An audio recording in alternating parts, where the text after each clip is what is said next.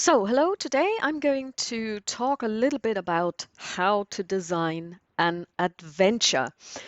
And here I would like to explain a little bit about the terminology I'm going to use. There are, of course, campaigns in RPG. We all know about them. You have a party, or maybe just two, or maybe just even one player character, and they live in a world and interact and react with this world, and the world reacts and interacts to them and with them, which would be the campaign setting. Now, a campaign setting can also have an arching storyline that may be involving the player characters, or that may be playing out by itself in the background, but against which the characters have encounters and adventures, which may then accumulate in some kind of influence on the whole world, if it's a world encompassing an epic campaign. And I'm going to do this in connection with an adventure that we have played in our RPG Duets Alice Baker series. It's called A Study in Ice, and you can also watch it on this channel if you would like to kind of see how this pans out when you really play it, as opposed to listening just to me explaining to you how I designed that adventure. Now, a little bit of background and also one word of advice in the very beginning. I will not actually be talking about the system that we use in this campaign and in this story that we're telling until the very end, because adventure design, encounter design, and campaign design are all system agnostic in the way I do them.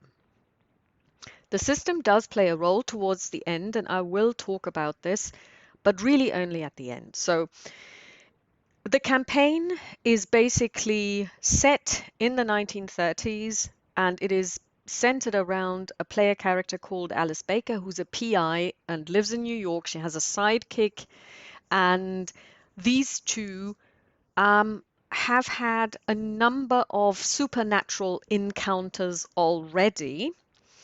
So before this particular adventure that I'm going to describe to you, they've had two which have spanned multiple sessions. And there are also recurring characters in this campaign setting that have been created either by me, the DM or GM, or the player herself. So we have an already populated world. We have a very strong character backstory. And out of this character backstory, I designed the adventure that I'm going to describe to you now. So the first topic that I looked into was setting. And with that, I mean physical setting. Where do I want the story to play out? The first story that we played was set in New York City, which is also where they live. So basically, they would go home at the end of each adventuring day. They could recuperate, they would have their network there. So it was ground that they were familiar with.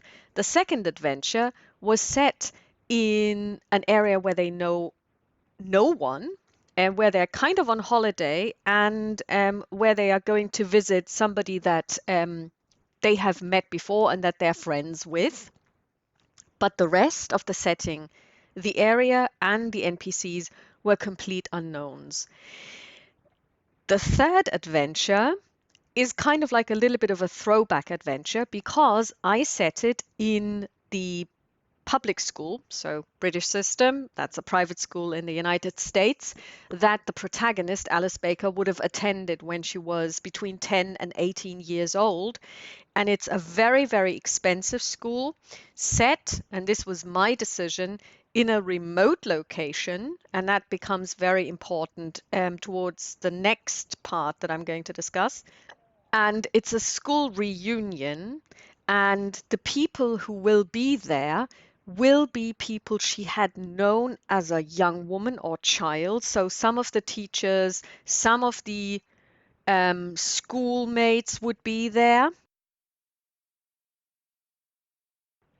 And of course, the building would have been known to the protagonist because it's her old school, and the area in which the school was situated would have been known to her. But since she left that school 12 or 13 years ago, there might have been changes. And that was quite important because I wanted to have something that was familiar to tie the location to the storyline. So not just to show up in a place that you've never been before, and why would she be there and what would she be doing there?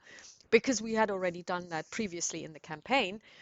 So I wanted to have the familiar, but I wanted to also have kind of like a little bit of an unfamiliar feeling about it because she hadn't been there in a good while. The next question is, what kind of a story do I want to tell? Well, I wanted to tell a story around a monster. And the monster that I chose was the Wendigo. And I chose the Wendigo because I like the idea that's behind the Wendigo legend, because the Wendigo itself is a itself is a Native American legend, which is based in the northeast of the United States as well as Canada. It is also very well documented from a storytelling perspective. So there are books about it, there are short stories about it, there are films about it. So it's a well-known trope, even in popular culture. There's a very, very good story by Algernon Blackwood, which I really adore. And so I knew a lot about the story from a popular culture perspective. Then it's also something that can be easily researched because there is plenty of information about what a Wendigo is, where you can find stories about the Wendigo, um, how the Wendigo is treated in the setting in which the Wendigo is first described, namely First Nations, Native American stories, but also how, let's say, Western culture, but also Western psychology and psychoanalysis have reacted to this phenomenon, um, and also how it has been perceived by the white colonial forces, because there are extant pieces of information in literature that describe how a Wendigo existed in a particular village and how it was dealt with by the colonial authorities.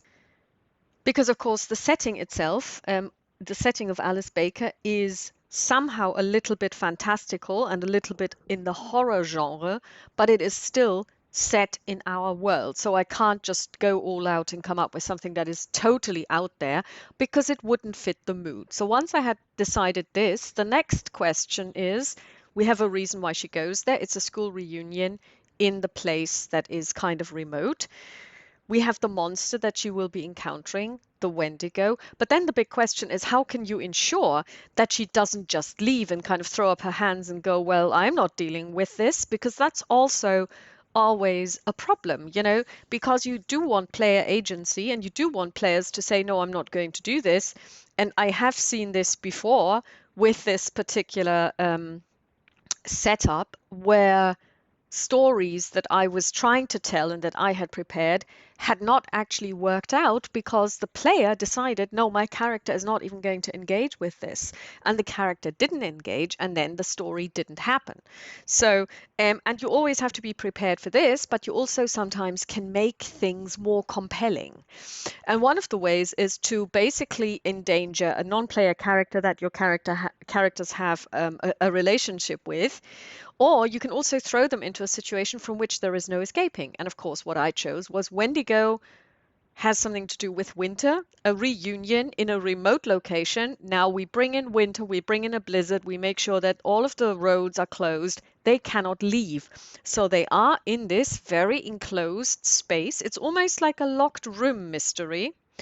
And they cannot leave. So they have to confront this story. They have to confront and engage with the monster that's out there, or just maybe accept that it's there, wreaks havoc, and they don't do anything and just wait, which is also an option, but it really depends on the players. but you have to give them options, but there you limit the options. That's also quite important. It's not really railroading, in my opinion, but it is bringing about a certain situation or bringing about circumstances which narrow the options that the player characters have. So now that we have the location, we have a reason why they're there, we have a reason why they need to engage, and we have the monster that they're going to face, we can look at the structure. Now, there are two types of structures which are very famous. There is the three-act structure, and then there's the five-act structure. The five-act structure is really taking the three-act structure and then expanding on it. It's not a different set of structures, but it's just the same structure and then some. Now, the five-act structure is the structure that you would always find or mostly find in, for example, plays by Shakespeare. And you can also read up on it. But when I now look back on the way I told the story, it's kind of like three acts that I planned, and then the player came up with a fourth act, which means we're kind of falling between the two acts, between the two structures, I should say. So in the three-act structure, you first have the exposition in the first act. In this exposition, you explain and bring about the story itself. You say, okay, we are going to go on that school reunion. We're going to travel to that remote place in Maine. And this is what the location is like, because even though background story tells the player that they've been there before, of course, you kind of have to develop it in game unless you send them a map and say, this is what the place looks like. This is the ground floor. This is the first and the second floor. Just familiarize yourself with it. And then you don't talk about it. You can also do this, but there has to be some form of exposition. This is where they are. These are the people that are there because it's a school reunion, so not everybody would be able to attend. These are the school teachers that are still there because 18 years is a long time. Or sorry, 13 years is a long time. So people might have retired in the meantime. New people might have joined. So you basically explain who is there, what it looks like where they are. And in our case, we also had some interaction there, and that's where you would also bring in the social role playing, people interacting with each other. And then the next step is in the first act that you can start to foreshadow things. But the story really takes off in the second act, where you actually have a confrontation of some sort.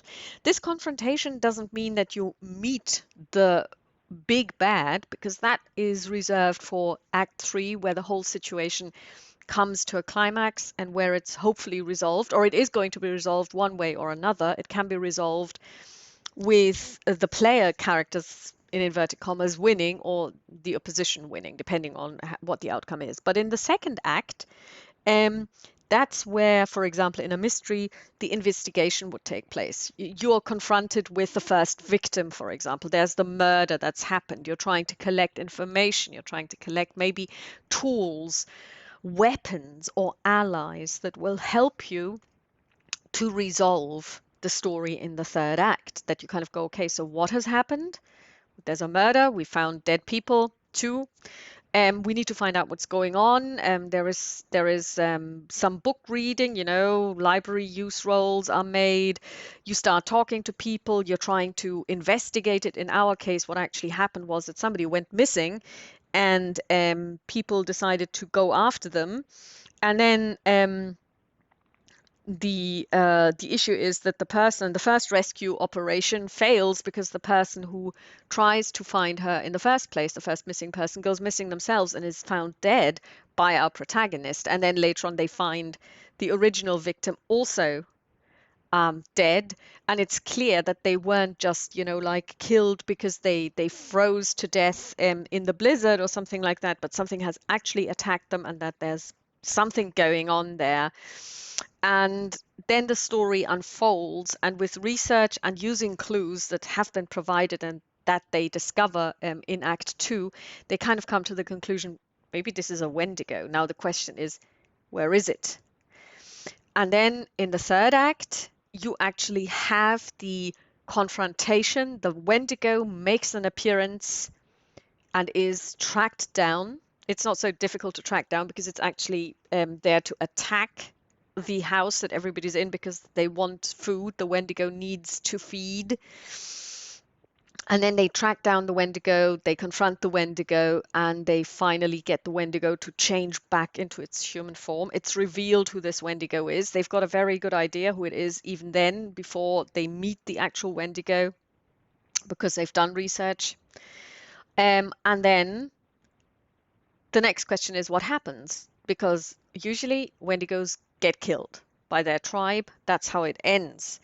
And of course, then that's when the third act that you as the game master can plan ends, because you don't know if they're going to be successful.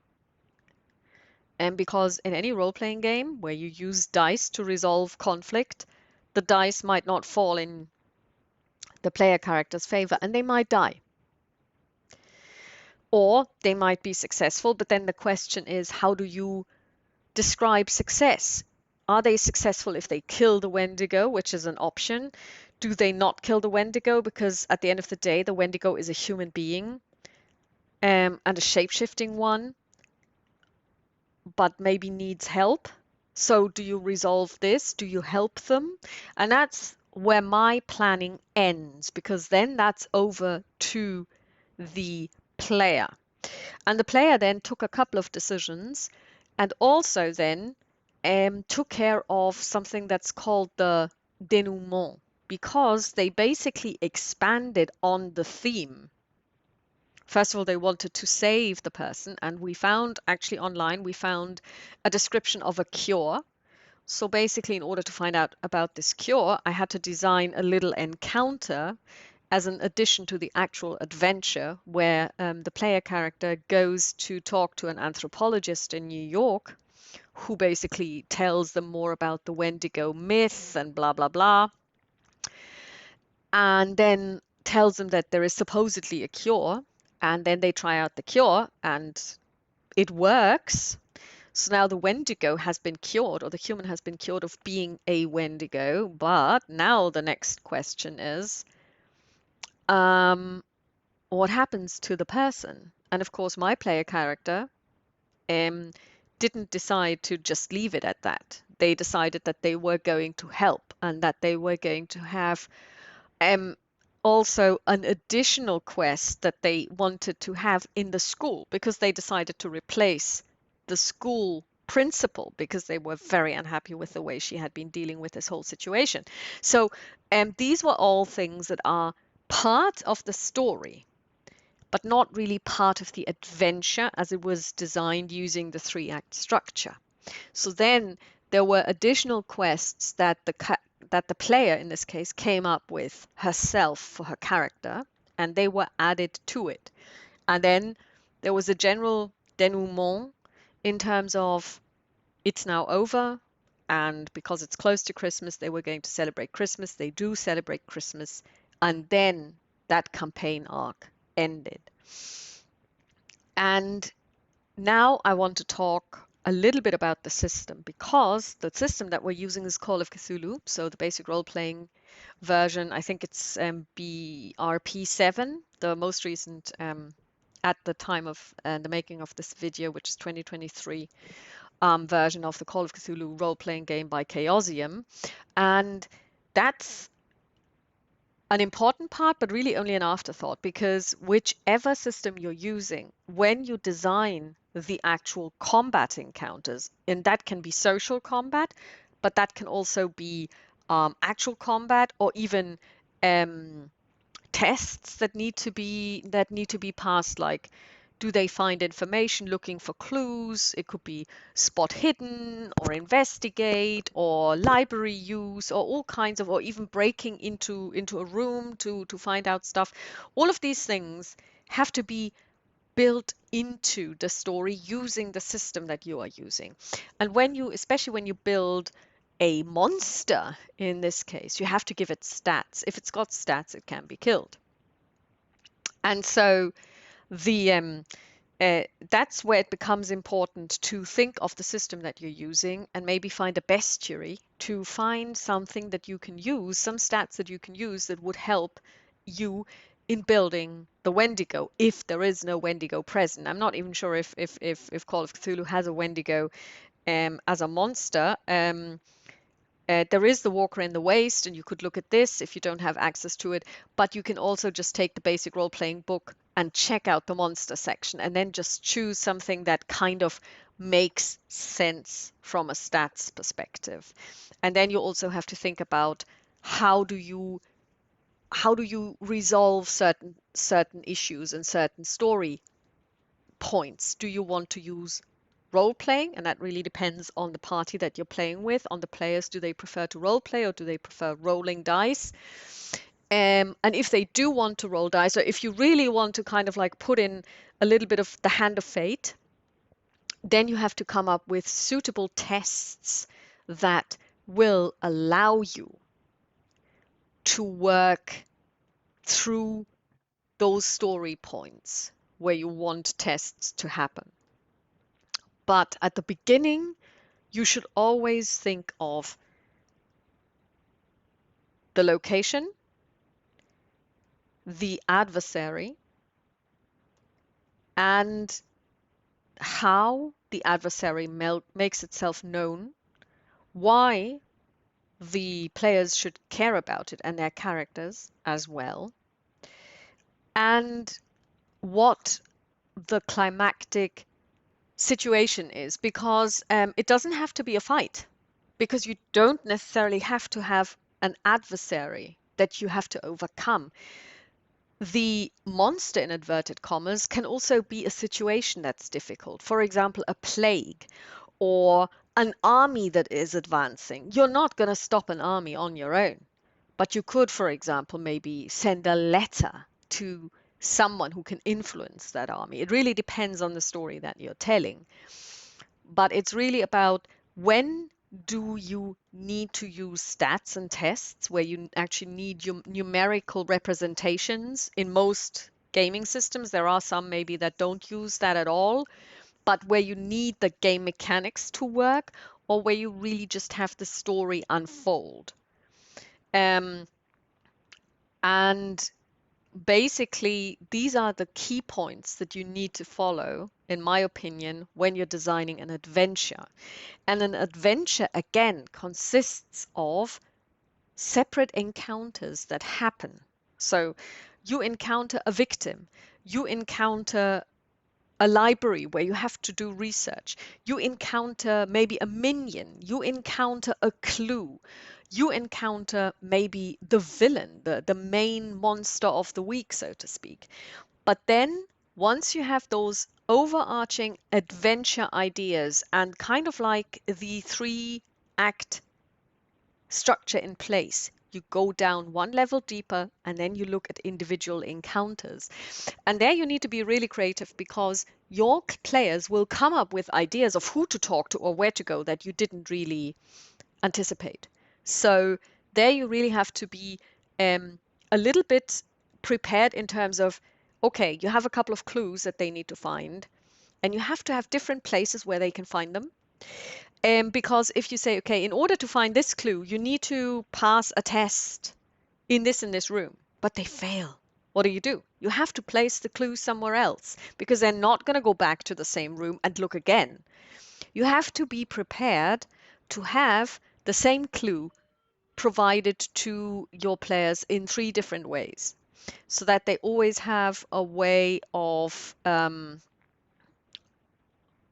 alternative way, I should say, of getting to the information and of advancing the story. So together with the 3-act structure, you have to have the 3-clue rule that you should follow.